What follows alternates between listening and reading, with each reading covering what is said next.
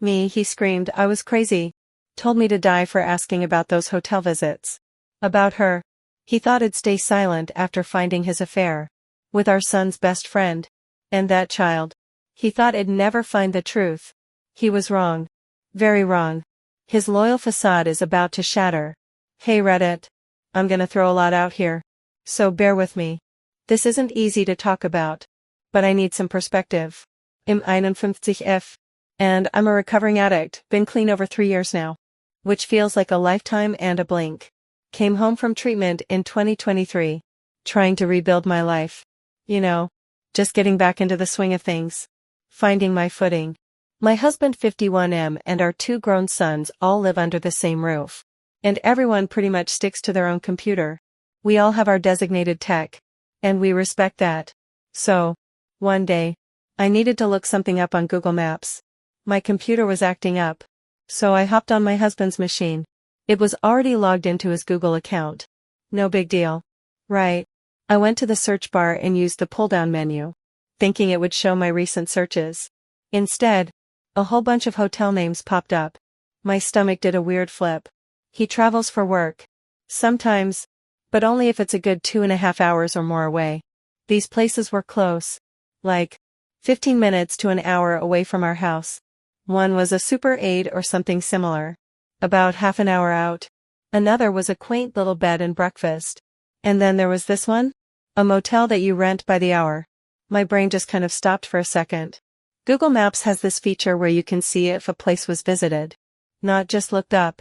You can click on the timeline. My hands were shaking a little as I did it. And there it was. He hadn't just looked them up. He had visited these places. I grabbed a notebook and started jotting down every date and address. Then I went deeper into his timeline, looking for anything else unusual. A few addresses of private homes popped up that I didn't recognize. I started saving screenshots like a madwoman, just trying to process what I was seeing. My mind started racing, trying to find an explanation. Any explanation that wasn't what I was dreading. I put him through hell. No doubt. When I went to treatment, he had to shoulder everything alone. That couldn't have been easy. I sat there, staring at the screen, trying to breathe normally. Maybe. I thought. Maybe he was just incredibly lonely. Maybe he needed comfort. Someone to talk to. Someone to just be there. Because I wasn't. I wasn't making excuses. Not really. But I was searching for a reason. A crack in the wall that wasn't outright betrayal. My goal was to understand. To get an honest explanation that didn't shatter everything we had. Finally. I couldn't sit there any longer. I stood up. Walked into the living room where he was. I remember trying to keep my voice steady. My breathing even. I needed to approach this as calmly as possible. To get answers without an explosion. Hey, I started. Trying to sound casual. I was just on your computer looking something up. And I saw some hotel visits on your Google Maps timeline. They're really close to home. And one of them was a pay-by-the-hour motel. What's that about? My heart was pounding. But I managed to keep my tone neutral. I laid out the facts. Hoping he would explain. Hoping for a simple, even if painful, truth. But what happened next I was not prepared for. Honestly. Reddit. I feel like I'm already in over my head here. I have this knot in my stomach. And I don't know if I can trust anything anymore. What would you have done in that situation? Was I wrong to even ask? Should I have just kept quiet and collected more evidence before saying anything? I'm trying to navigate this with a clear head after everything I've been through. But it feels impossible. Any advice on how to deal with this initial shock and confrontation would be really helpful right now. I stood there, heart pounding, waiting for his explanation after I asked about those hotels. What I got instead was a hurricane. He immediately shot out of his chair, closing the distance between us until his face was practically touching mine. His voice, usually calm, became a roar, spitting words at me like venom. You're crazy. I didn't do it. I don't know who did it. But it wasn't me visiting those places or looking them up at all. He was flailing his arms, pacing aggressively, eyes blazing. After all I've done for you. He sneered. After all I put up with from you. How dare you question my integrity? It's the only thing I have left. He kept shouting, accusing me, twisting everything back on me. My brain struggled to keep up. I was trying to hold on to the objective facts, the Google Maps timeline, the dates, the hourly motel, but his rage was overwhelming. It was like he was trying to drown me in his anger. I started crying, feeling small and stupid, completely mistaken. After about an hour of this relentless barrage, I found myself begging his forgiveness. I genuinely believed, in that moment, that I had wronged him. I'd never known what gaslighting was before. Now I know. And I saw exactly what he was doing.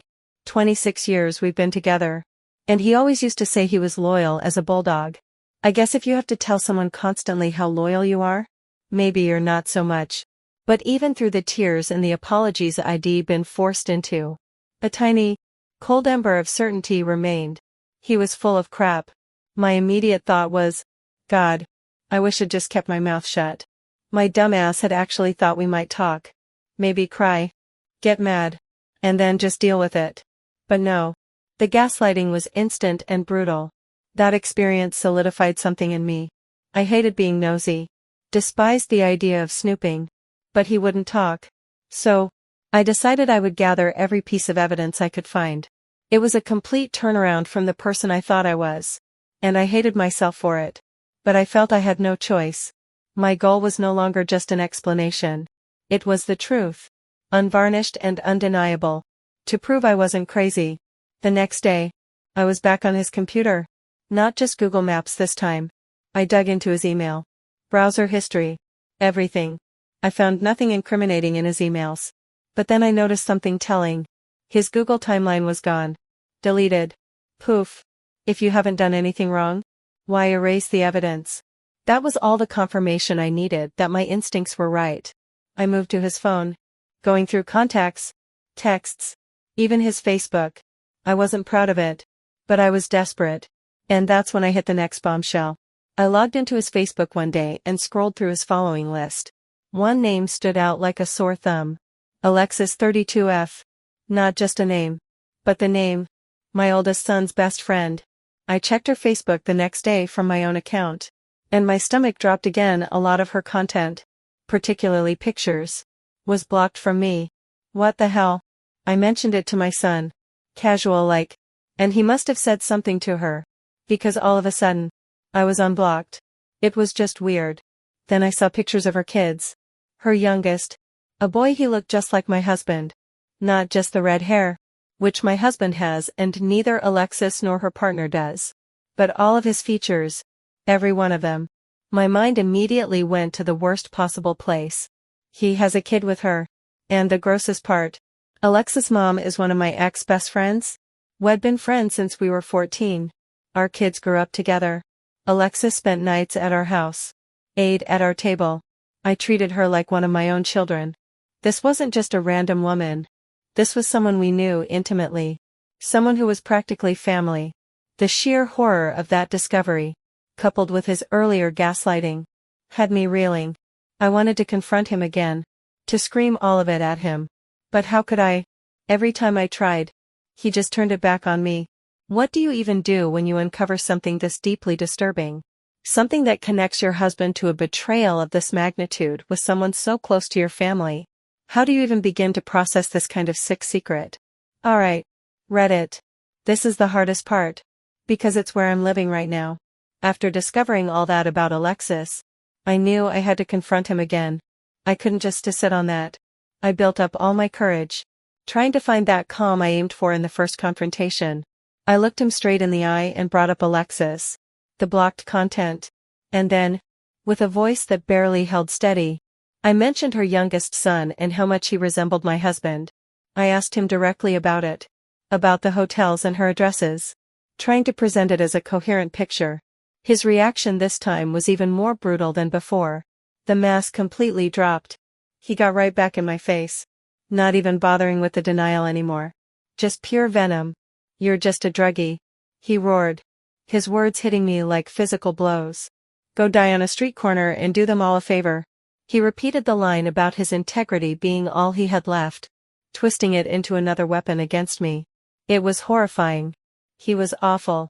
In the immediate aftermath, I was completely shattered.